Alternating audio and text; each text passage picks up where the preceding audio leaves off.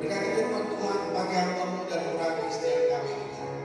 Dan biarlah kebenaran firman Tuhan yang dapat menguatkan, memberkati, memulihkan, menyembuhkan kami, membaharui kami, dan kami dapat melakukan apa yang menjadi kehendak Tuhan dalam hidup kami. Dalam nama Tuhan Yesus kami berdoa dan kami sambut kebenaran firman Tuhan. Yang diberkati Tuhan sama-sama berkata, amin. Amin. Silakan duduk Bapak Ibu Saudara. Shalom. Shalom. Apa kabar? Puji Tuhan. Hari ini kita akan belajar kebenaran firman Tuhan di minggu yang terakhir. Gereja Bethel Indonesia memberikan tema buat kita adalah misi dan pelayanan kreatif. Kita langsung saja membuka Alkitab kita di dalam Markus pasal yang kedua, ayat yang pertama sampai ayat yang ke-12. Markus pasal yang kedua, ayat pertama sampai ayat yang ke-12. Kalau sudah ketemu katakan amin. Mari kita baca bersama 2, 3. Kemudian sesudah lewat beberapa hari, waktu Yesus datang lagi ke Kapernaum, tersiarlah kabar bahwa Ia ada di rumah. Maka datanglah orang-orang berkerumun sehingga tidak ada lagi tempat, bahkan di muka pintu pun tidak, sementara Ia memberitakan firman kepada mereka. Ada orang-orang datang membawa kepadanya seorang lumpuh, digotong oleh 4 orang, tetapi mereka tidak dapat membawanya kepadanya karena orang banyak itu. Lalu mereka membuka atap yang di atasnya. Sesudah terbuka, mereka menurunkan tilam tempat orang lumpuh itu terbaring. Ketika Yesus melihat iman mereka, berkatalah Ia kepada orang lumpuh itu, "Hai anakku, dosamu sudah diampuni." Tetapi di situ ada juga beberapa ahli Taurat. Mereka berpikir dalam hatinya, "Mengapa orang ini berkata begitu? Ia memuja Allah. Siapa yang dapat mengampuni dosa selain daripada Allah sendiri?" Tetapi Yesus segera mengetahui dalam hatinya bahwa mereka berpikir demikian. Lalu Ia berkata kepada mereka, "Mengapa kamu berpikir begitu dalam hatimu? Manakah lebih mudah mengatakan kepada orang lumpuh ini, 'Dosamu sudah diampuni,' atau mengatakan, 'Bangunlah, angkatlah tulangmu dan berjalan'? Tetapi supaya kamu tahu bahwa di dunia ini Anak Manusia berkuasa mengampuni dosa." Berkatalah Ia kepada orang lumpuh itu, "Kepadamu katakan, bangunlah, angkatlah tempat tidurmu dan pulanglah ke rumahmu." Dan orang itu pun bangun, segera mengangkat tempat tidurnya dan pergi keluar di hadapan orang-orang itu, sehingga mereka semua takjub. Lalu memuliakan Allah, katanya, "Ya, begini belum pernah kita lihat."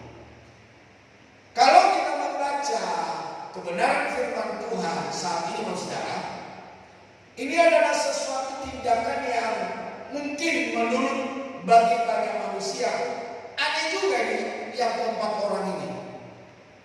Tindakan mereka, perbuatan mereka agak antik juga. Biasanya kan kalau rumah sesak, ada orang-orang yang ingin masuk rumah mau ketemu tuan rumah, maka orang-orang yang akan masuk itu kulon-kulon. Apalagi yang mereka bawa adalah orang yang penting berjumpa dengan pemilik rumah. Seperti orang lumpuh yang ingin berjumpa dengan Tuhan Yesus. Ya, sepertinya orang-orang yang 4 orang ini, menurut pemikiran kita, kenapa nggak pamit?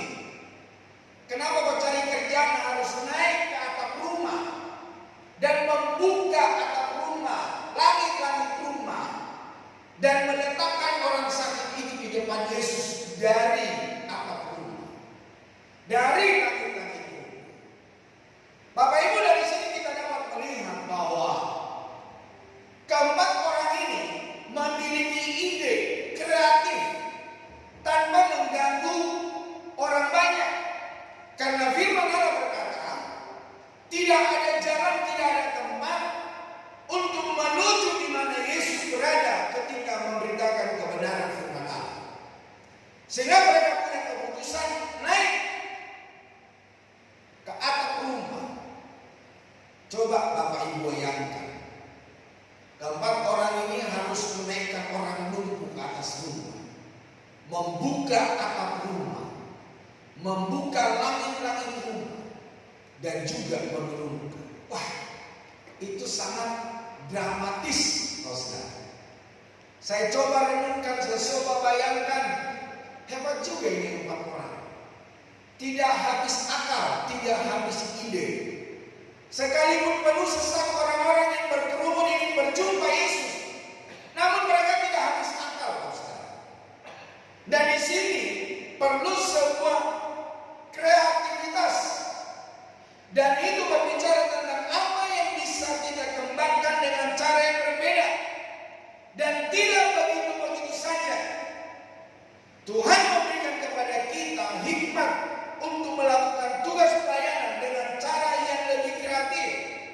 Seperti 4 orang ini, tidak habis akal, tidak menyerah dengan keadaan, sehingga orang lumpuh itu dapat berjumpa dengan Yesus dan mereka, dan orang lumpuh ini mengalami kesembuhan. Nah, belajar dari 4 orang yang menjalankan misi dan pelayanan kreatif. Dengan yang pertama, tidak menyerah karena tantangan. Jadi Bapak Ibu Saudara, ketika kita menghadapi tantangan, jangan menyerah. Bilang kiri kanannya, jangan menyerah. Justru Bapak Ibu Saudara, di dalam ujian, di dalam tantangan itu, di dalam tekanan itu, di dalam himpitan itu, Tuhan memberikan hikmat, Tuhan memberikan kreativitas bagi kita.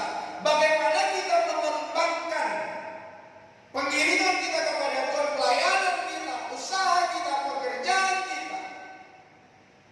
Dan olehnya Bapak Saudara, firman Allah berkata, apa yang tidak pernah dilihat oleh mata manusia, apa yang tidak pernah didengar oleh telinga, apa yang tidak pernah timbul dari hati, itu Tuhan berikan kepada orang yang mengasihi Dia.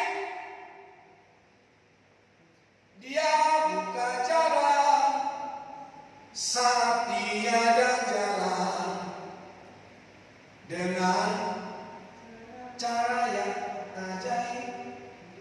Dia buka jalan bagiku, Dia menuntunku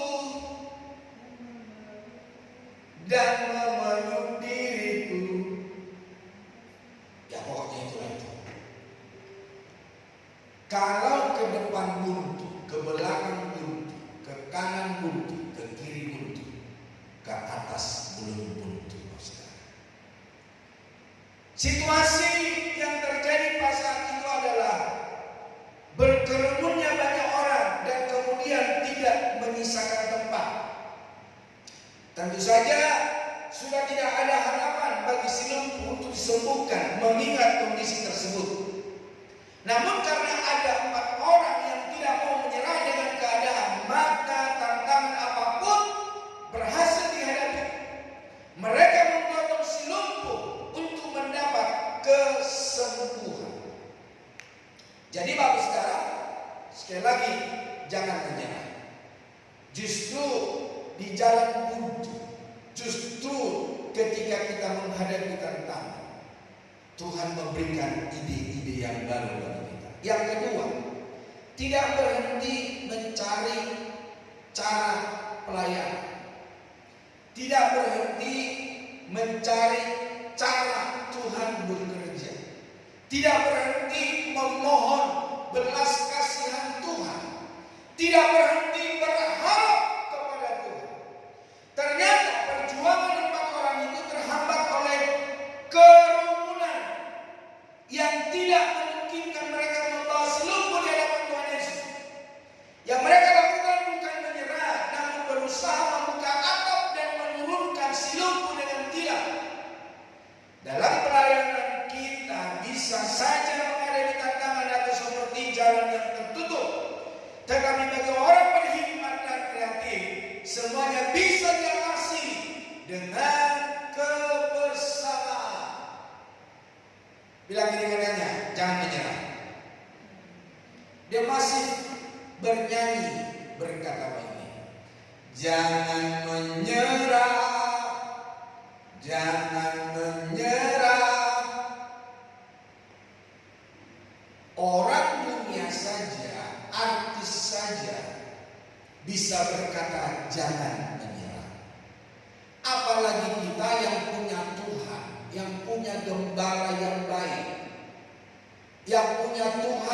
yang tidak ada jalan dibuka jalan buat kita.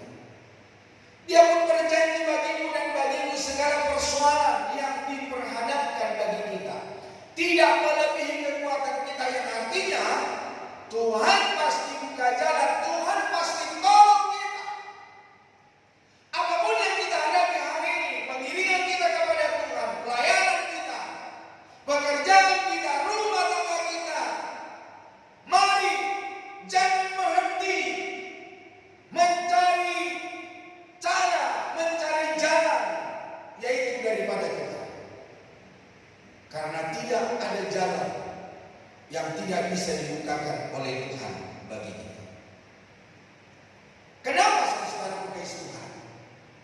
Kalau kita mengingat di dalam kebenaran firman Tuhan, di dalam Kejadian pasal yang pertama ayat 27, dibilang apa di situ? Maka Allah menciptakan manusia menurut gambarnya, menurut gambar Allah diciptakannya dia, laki-laki dan perempuan diciptakannya mereka. Karena kita buatan tangan Allah, kita diciptakan serupa segambar dengan Allah, maka kita pun diberikan ide-ide cemerlang. Tuhan yang akan memberikan hikmat bagi kita. Untuk apa saudara? Tuhan memberikan hikmat supaya kita mendapatkan jalan keluar dengan cara yang ajaib. Tuhan memampukan kita lepas dan kita bisa terobos segala penghalang-penghalang yang di depan kita. Bahkan kalau Bapak Ibu belajar Alkitab bahasa Batak Toba, di situ dikatakan begini: Allah menciptakan manusia serupa dan segambar dengannya dan seperilaku.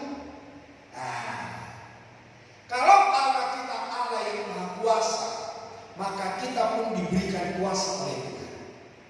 Di dalam Yohanes pasal 1 ayat 12 dikatakan apa? Orang yang percaya kepada Dia diberikan kuasa menjadi anak-anak Allah. Kalau kita menjadi anak Allah, maka kuasa Allah ada di tangan kita. Kalau kita menjadi anak Allah, maka kita pun dapat menempuh setiap jalan yang sempit, setiap jalan yang buntu. Karena apa? Karena kita serupa, segambar dan seperilaku dengan Tuhan. Nah, Bapak Ibu saudara-saudara kasih Tuhan, manusia diciptakan menurut gambaran Tuhan. Ini berarti Anda juga mewarisi karakternya, kreativitasnya, seperti halnya Sang Pencipta. Lihatlah sekeliling Bapak Ibu Saudara, bangunan berarsitektur indah, kereta bawah tanah, konser yang selalu fitur-fitur baru, model baru, desain kota, desain mobil, desain motor, mesin pabrik, sepatu dan pakaian, serta aneka peralatan rumah tangga. Semua itu dihasilkan oleh orang-orang yang pandai dan kreatif. Dan mereka itu adalah ciptaan Allah sendiri. Dan saya pernah baca di sosial media. Tapi mungkin belum sampai di Indonesia. Bagi Bapak Ibu yang sibuk bekerja, sudah ada mesin cuci. Tinggal di setel, dia nyuci sendiri, dia bersihkan sendiri, dia keringkan sendiri, dan dia gosok sendiri, dan dia lipat sendiri. Keren. Tapi saya belum lihat buktinya. Tapi di media sosial itu katanya sudah ada. Kalau dulu kita melipat membuat dasi masih kita gantung di leher. Sekarang nggak perlu di leher, bisa di tangan. Atau bisa seperti menenun bungkus ketupat, hanya di tangan saja. Kalau saya masih di leher, Pak Ustaz. Apalagi Pak Ustaz, kalau Bapak lihat orang-orang mengikat sepatu, kalau saya ingat dulu model saya ikat tali sepatu, silang-silang saudara. Tapi sekarang banyak model. Banyak model saudara mengikat sepatu. Jadi banyak hal yang selalu baru kreativitas. Misalnya Bapak Ibu punya celana kedodoran. Bapak Ibu bisa mengerjakan sendiri tanpa pergi ke tempat tukang jahit, ke permak. Tinggal pakai mesin tangan. Jarum tangan. Celana kita nggak kedodoran lagi. Kalau Bapak Ibu yang suka celana robek-robek atau baju robek-robek, sekarang sudah bosan. Gampang juga, tinggal pakai jahit tangan. Kelihatan rapi loh saudara. Itu kenapa bisa kreatif. Dulu kalau kita mau ikat es, pasti kita putar-putar pakai tangan. Sekarang hanya pakai tali loh saudara. Hebat juga zaman orang sekarang. Kalau kita dulu capek-capek, plastiknya ditarik dulu, setelah ditarik baru kita ikat sesama plastiknya. Sekarang enggak pakai tali rafia, dan tinggal ditarik tali rafianya, sudah kencang, sudah gak bocor lagi loh saudara. Nah dari sini kita bisa melihat loh saudara, karena kita buatan tangan Tuhan, maka kekreatifannya Tuhan itu diberikan kepadamu dan kepadamu. Dulu mungkin belum ada tukang pandai besi, tapi Alkitab berkata ada orang-orang yang Tuhan berikan hikmat, tukang pandai besi, tukang mukir kayu. Ketika orang-orang itu akan mendirikan bait Allah, saudara. Nah, coba Bapak Ibu bayangkan, kalau Bapak Ibu pergi ke fondasi bait Allah yang Raja Salomo dirikan. Bapak Ibu saudara lihat ke sebelah kiri saudara. Ada kan bekas-bekas triplek itu. Itu Bapak saudara bisa 1,5 kali panjangnya. Itu batu bukan semen, batu utuh. Waktu saya lihat itu, orang dulu kehebat benar ya. Batu setebal itu, sebesar itu, bukan tipis Pak, tebal Pak. Padahal kalau kita baca Alkitab, setiap perlengkapan alat-alat untuk mendirikan bait Allah itu disediakan di gunung, di hutan. Tapi kalau Bapak Ibu sekarang berjalan dari Mesir, Israel, Jordania, jangan mengharapkan pohon saudara. Tapi kalau baca Alkitab, ketika Abraham akan berangkat ke tanah tujuan yang Tuhan katakan kepada dia, maka firman Allah berkata, dia mempersembahkan atau dia mendirikan batu persembahan atau dia mendirikan tanda di bawah pohon besar. Tapi sekarang jangan harapkan pohon besar. Jangankan pohon besar, rumput saja Bapak Ibu susah temukan. Karena apa? Jarangnya hujan. Waktu saya tanya orang Israel berapa kali setahun hujan, ya paling kencang itu 2 kali dalam setahun. Kita sebulan aja udah menjerit panas, panas. Terus ada tulis orang di status Facebooknya, siapa yang baru keluar dari neraka, kayaknya dia lupa nutup itu neraka. Karena apa? Karena begitu panas. Tapi bangsa Israel bisa 40 derajat, bisa 46, panasnya minta ampun. Jadi Bapak Ibu saudara-saudara Kristus Tuhan bisa memberikan kreativitas bagi kita. Ada di dalam firman Allah seperti hamba yang menerima 5 talenta. Ada yang dikasih 5 talenta, ada yang dikasih 2 talenta, ada yang 1 talenta. Tapi karena mereka itu ciptaan Allah, Tuhan memberikan kreativitas. Yang 5 talenta itu dia kembangkan, akhirnya bisa jadi 10. Yang 2 mengembangkannya bisa jadi 4. Ada sebuah kreativitas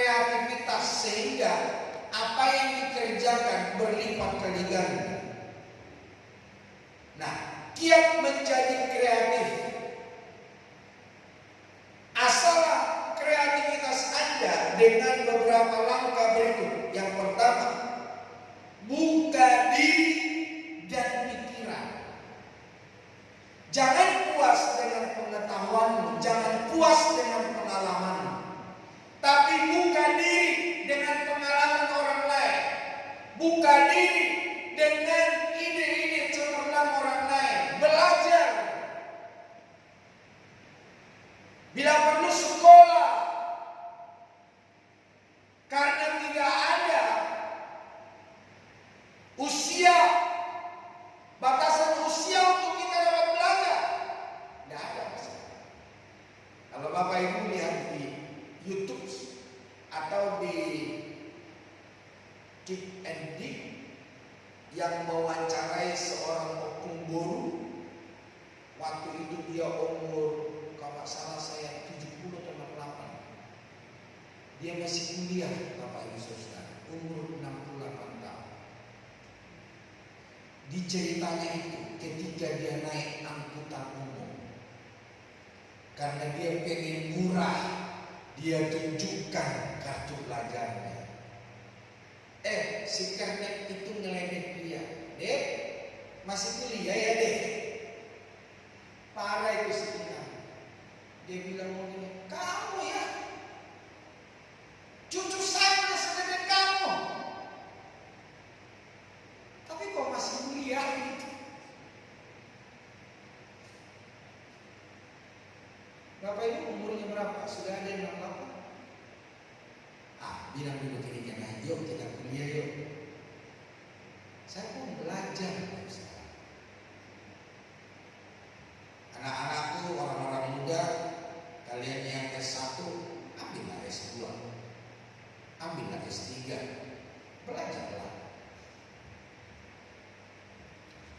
Mari membuka diri, Ustaz. Agar kreatif dalam berkarya, ada butuh referensi dan perbendaharaan ide yang luas. Kalau Anda menulis buku non-fiksi, misalnya, cobalah membaca buku-buku fiksi sesekali, tapi jangan keterusan ya. Ikuti workshop, ikuti seminar, atau bergabunglah dengan komunitas kepenulisan yang membangun. Perhatikan sekeliling Anda dan resapi semua detail dan informasi. Anda tidak pernah tahu kapan akan memerlukannya.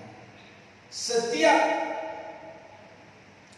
apa yang kita pelajari, setiap apa yang pernah kita lihat, setiap apa yang kita pernah dengar, suatu saat itu menjadi ide cemerlang supaya kita menjadi seorang yang kreatif.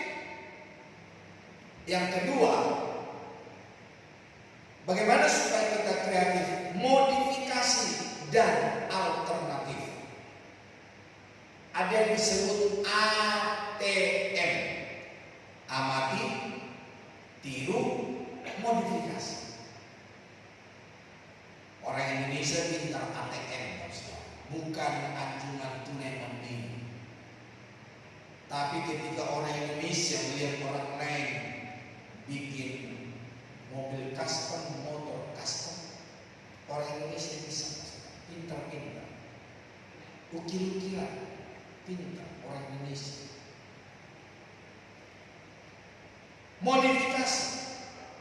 Yang ketiga, saudara, terus bergerak, jangan berhenti. Saya membuat PowerPoint, saudara, saya tetap belajar. Terkadang anakku Indonesia aku tanya, atau anakku yang dari Jakarta, bagaimana membuat animasi? Ya, bagaimana mengambil gambar dan memasukkan ke multimedia. Ya, tapi karena mungkin otak juga terbatas dan media saya terbatas, ya cukuplah lumayan lah begitu. Daripada dulu dari kecil saya nggak pernah main elektronik, sekarang sudah umur setengah abad baru pegang elektronik. kita tidak mau berhenti, namun kita tetap terus bergerak, Tuhan akan memberikan ide-ide baru bagi kita. Inspirasi seringkali datang ketika kita melakukan aktivitas motorik tertentu. Jadi jangan enggan mencuci piring. Ketika engkau mencuci piring, di situ ide-ide bisa keluar. Waktu saya bersepeda di Gelora Bung Karno, di atas sepeda itu Tuhan memberikan nyanyian solmisasi buat saya. Dan itu langsung saya rekam di handphone. Dan saya kasih ke anak saya bilang, "Nah, tolong aransemen." Waktu saya ketemu beberapa hari yang lalu, dia bilang, "Bapak minta maaf, lagu yang Bapak kasih belum saya aransemen." Bagi bapak-bapak jangan merasa, "Hah, saya kepala keluarga cuci piring." Pak, ada salahnya. Saya juga bisa lakukan ini. Cuci baju, saya juga bisa lakukan ini. Ini ada istri saya, ada anak saya, jemur baju. Tadi saya sore sebelum saya masuk ke gereja ini, saya cuci baju dulu. Saya keringin baju dulu. Nanti sebelum tidur malam, saya jemur baju. Apakah itu membuat derajat saya turun? Justru di situ ada ide-ide baru yang Tuhan berikan. Sekali lagi para pria-pria, bukan hanya istri kita membangun rumah tangga, kita pun ikut membangun rumah tangga. Itulah sebabnya ikutlah bekerja di dalam membangun rumah tangga. Ya, nyapu, ngepel. Waktu saya nyapu, saya ngepel, istri saya bilang, "Aki jangan nyapu, jangan ngepel, Aki sapu, aku ngepel." Padahal kalau saudara, saya tidak apa-apa, karena saya dilarang, jadi terbiasa saya nggak nyapu. Oke, bapak-bapak, bapak-bapak, terus bergerak ya. Kita diajari melamun sesekali, tapi jangan keterusan. Nanti kuasa kegelapan masuk. Melamun artinya melamun dengan fokus berpikir. Bagaimana caranya supaya timbul sebuah kreativitas. Kita dapat mengatasi, kita dapat mengerjakan yang terasa jalan buntu. Melamun dapat menjadi pemicu kreativitas jika dilakukan dengan fokus dan tujuan. Saat melamun, otak Anda mengakses semua data. Jadi apa yang pernah kita pelajari, apa yang pernah kita lihat, apa yang kita pernah dengar, ada ide-ide yang kita dengar, itu bisa muncul.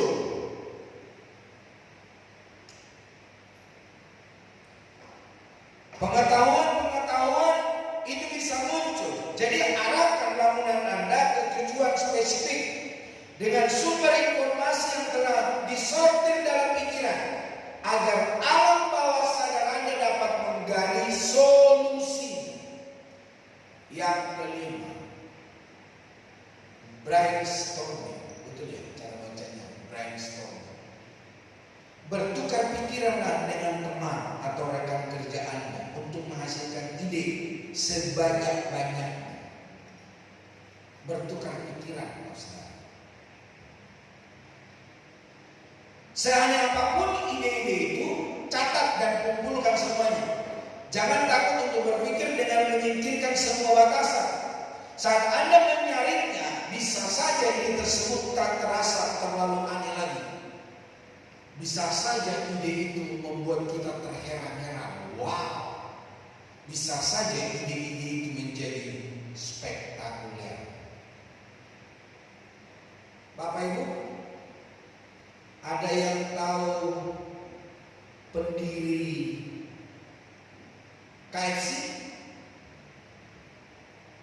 Ada yang tahu siapa dia? Harlan David Sanders. Usia berapa dia? membuka usaha itu? Ada yang tahu? Berapa? 17 tahun? Oh tidak. Usia berapa tahun dia? Dia usia 60, kalau saya tidak salah 8 tahun. Coba.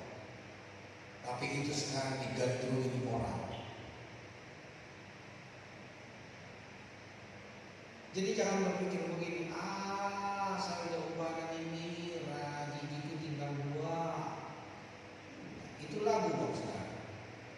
Nenek giginya tinggal 2. Tapi ide kita, selama kita masih hidup, Tuhan mampukan kita untuk berkarya. Bapak Ibu Saudara, tetaplah berlatih. Latihan yang benar dan konsisten merupakan kunci meraih kesuksesan.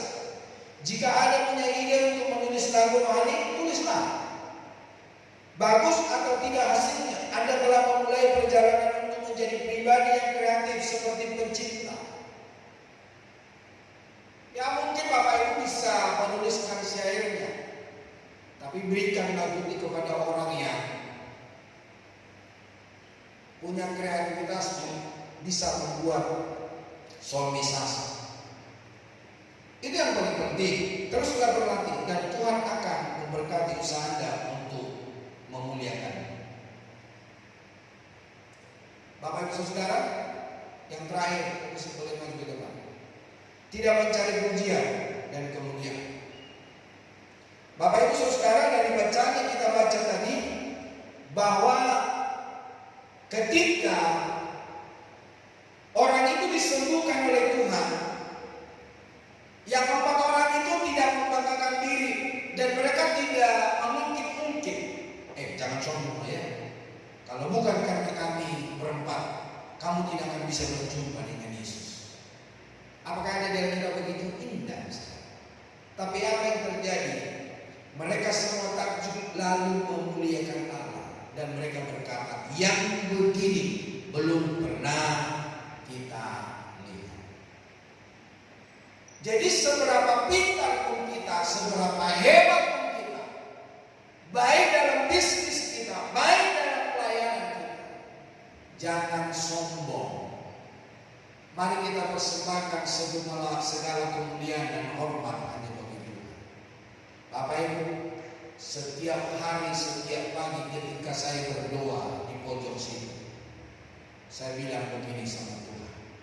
Sebelum saya melayani, sebelum kami melayani Tuhan, baik penerima tamu, kolektan, musik video, singers, para pemusik, multimedia, soundman, hamba-Mu yang beritakan firman Allah, siapapun kami ya Tuhan, hari ini saya persembahkan kemuliaan hanya bagi Tuhan. Tidak ada seorang pun yang mengambil pujian dan kemuliaan. Kalau bukan Tuhan yang memberikan kemampuan bagi kita, apakah kita bisa? Kita tidak ada apa-apa. Sebelum saya berkhotbah, saya pun ngomong sama Tuhan, Tuhan berikan perkataanmu dalam lidah bibir mulutku, sehingga apa yang aku perkatakan menguatkan, menyembuhkan, menghibur, memberkati, membuat orang bertobat, dan segala kemuliaan hanya bagi Tuhan. Kalau kita bisa bernyanyi, kalau kita bisa bermain musik, kalau kita bisa bawa khotbah, bawa renungan, itu semua oleh karena anugerah Tuhan. Kalau Bapak Ibu bisa berbicara, itu juga karena anugerah Tuhan. Karena banyak orang di usia-usia tertentu mereka sudah gak bisa berbicara. Karena apa? Pelo. Tahu pelo? Oleh karena penyakit yang dia derita, urat sarafnya ada yang dibelokkan sedikit, ada yang dibuntukan sedikit, sehingga membuat anggota tubuhnya tidak bisa berfungsi. Kadang-kadang udah dikasih 3 kali makan sehari, dia bilang belum makan. Kalau Bapak Ibu masih ingat apa kejadian-kejadian beberapa tahun yang lalu, apa yang telah Bapak Ibu konsumsi, Bapak Ibu ingat, oh tadi saya makan pagi jam 8, siang jam 1. Terus Bapak Ibu ingat, oh nanti setelah ibadah saya akan makan. Kita harus bersyukur, saudara. Jangan sampai Bapak Ibu gak sadar Bapak Ibu belum makan. Malam sampai pagi, siang baru ingat makan, sorenya lupa lagi. Kalau Bapak Ibu sore lupa makan, pagi juga lupa makan, ada sesuatu yang tidak benar, yang tidak beres dalam hidup. Jadi kalau hari ini, kalau engkau masih bisa teratur makan, kalau masih bisa tidur nyenyak, bukannya bangun jam 12 terus engkau gak bisa tidur lagi, itu perlu dipertanyakan. Jadi Bapak Ibu Saudara Tuhan tidak mencari pujian. Seorang lumpuh yang telah disembuhkan itu memuliakan Allah. Satu-satunya pribadi yang layak menerimanya. Allah lah yang dimuliakan dalam setiap pelayanan kita. Lihatlah bahwa keempat orang itu tidak menuntut ucapan terima kasih atau pujian dari si lumpuh, atau tidak mengungkit-ungkit lagi. Jangan sombong ya. Ingat, balas budi. Kalau karena kita bukan berempat, kamu harus bayar itu. Tidak. Bahkan nats ini tak menceritakan lagi bagaimana keadaan keempat orang itu. Tidak. Pelayanan sejati tahu persis bahwa kreativitas yang dimiliki adalah pemberian Tuhan, dan karenanya layak dikembalikan kepada Tuhan, Sang Pemberi. Bapak Ibu, Raja Alexander ketika dia akan meninggalkan dunia ini, berakhir hidupnya di dalam dunia ini, maka dia memanggil para ajudannya, para pembesar-pembesar yang ada di sekeliling. Apa yang dia lakukan, apa yang dia katakan kepada mereka. Salah satu yang disampaikan oleh Raja Alexander, yaitu ketika dia akan dibawa ke pemakaman, supaya para dokter yang menangani dia mengangkut mereka ke kuburan. Yang kedua, saudara, supaya uangnya, harta miliknya ketika menuju ke kuburan dilemparkan ke pinggir jalan. Dan yang ketiga, ketika dia dimasukkan ke peti mati, dia berkata begini, saudara, supaya tangannya dikeluarkan. Jadi dibuatlah bolongan, tangan itu keluar. Supaya apa? Semua orang dapat melihat, tidak ada yang ada di tangan. Para orang-orang pentingnya itu bertanya, kok aneh? Apa maksud raja? Apa maksud tuan? Kok gak biasanya orang melakukan hal seperti itu? Tapi kok raja bisa melakukan hal itu? Dan dia berkata begini, kenapa harus para dokter yang mengangkat peti mati saya? Menunjukkan sepintar apapun dokter tidak bisa menambah umur saya, hanya menambah sedikit umur, memperlambat kematian saya. Yang kedua, kenapa keuangannya harus dilemparkan? Dia berkata begini, karena uang pun tidak bisa dibawa mati. Uang itu hanya ada di di liang lahat. Untuk apa? Beli peti mati. Untuk apa? Bayar orang yang gali. Untuk apa? Memberikan makan orang yang datang menjenguk dia. Dan uang tidak pernah dibawa mati oleh siapapun. Bahkan Bapak Ibu Saudara, waktu jemaat kami di Jakarta, harta kekayaannya pun tidak dibawa. Dia orang hebat, Saudara. Bisnisnya itu 7 tahun ke depan sudah ada list pekerjaannya. 7 tahun ke depan. Baik di seluruh Indonesia, baik juga sampai ke Singapura, ke Malaysia, Saudara. Dan dia selalu berkata, Pak Oliver, kalau saya berbisnis keluar kota, saya berusaha pulang hari. Kalau saya berbisnis ke luar negeri, saya pun belajar untuk pulang hari. Dan dia berkata, 7 tahun ke depan bisnis saya sudah ada list kemana dan berapa hasil daripada bisnis ini. Jadi Bapak Ibu Saudara, ketika Bapak ini meninggal, anak-anaknya mencari peti mati yang harganya 300 juta. Dan saya berkata begini sama anak-anaknya, nah, uang 300 juta untuk beli peti mati itu cukup signifikan dan sayang, karena Papa sudah tidak menikmatinya. Kalau kamu menyenangkan Papa itu waktu masa hidupnya, tapi peti mati seharga itu Papa sudah gak akan menikmatinya. Lebih baik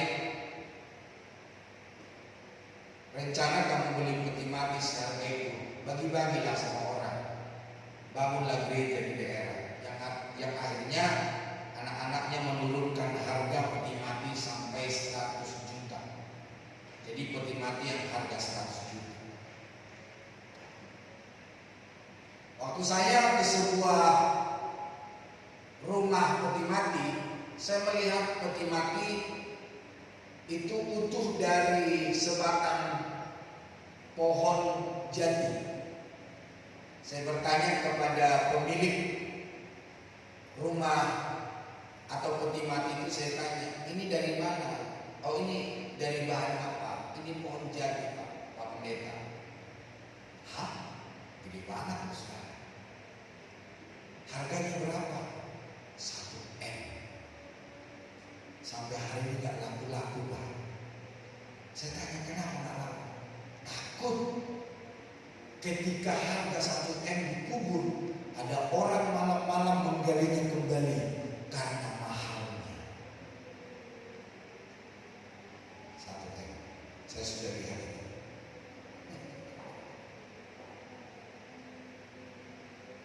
Tapi apakah orang-orang yang meninggal itu bisa menikmatinya? Tidak bisa. Maka pembuat berkata, seperti ada lagu yang berkata, datang kosong, pulang kosong. Ada yang tahu lagu itu? Ya. Ada yang tahu lagu datang kosong, pulang kosong? Ku tak membawa apapun juga saat ku datang ke dunia. Ku tinggal semua pada akhirnya saat ku kembali ke surga. Beberapa waktu yang lalu masih jelas dalam pemikiran kita di media sosial, keributan sebuah keluarga yang ditinggalkan oleh ibu tercinta dengan pengurus gereja, di mana keluarga itu ngotot supaya tas milik ibunya yang ada sesuatu di dalam tas itu supaya jangan dikeluarkan, karena itu pesan ibu itu kepada anaknya, supaya barang itu dibelikan, ditaruh di tas dan dibawa. Karena memang Bapak Saudara, apapun yang ada di dalam dunia ini tidak ada yang bisa kita bawa. Makanya Raja Alexander berkata ketika dia masuk peti mati, taruh tangannya yang keluar, karena dia tidak membawa apa-apa. jangankan harta, gigi kita waktu masih bayi aja kita tak bisa bawa pulang. Kalau saya dipanggil oleh Tuhan, beberapa gigi saya nggak bisa saya bawa. Karena apa? Sudah dicabut. Karena apa? Sudah ada yang patah. Apalagi jam tangan Bapak Ibu yang mahal. Belum tentu suamimu, istrimu, anak-anakmu mengizinkan dibawa pulang. Jangan-jangan mereka juga pengen pakai, pengen miliki atau dibuat kenang-kenangan. Ada satu bapak yang meninggal. Si ibu itu tidak memberikan baju-baju itu untuk dibawa, hanya apa yang dipasangkan. Tapi Bapak Ibu tahu, saya mendapat satu setel jas. Jadi bilang lupa, ini buat kamu, kenang-kenangan dari kamu.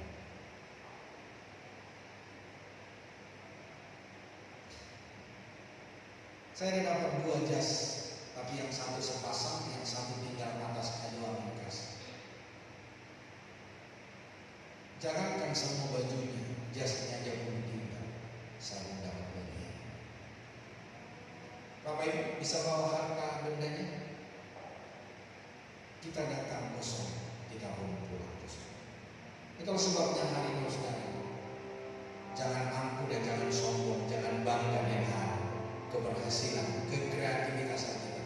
Semua itu karena kasih dan anugerah Tuhan. Mari sama-sama kita berdiri. Ku tanam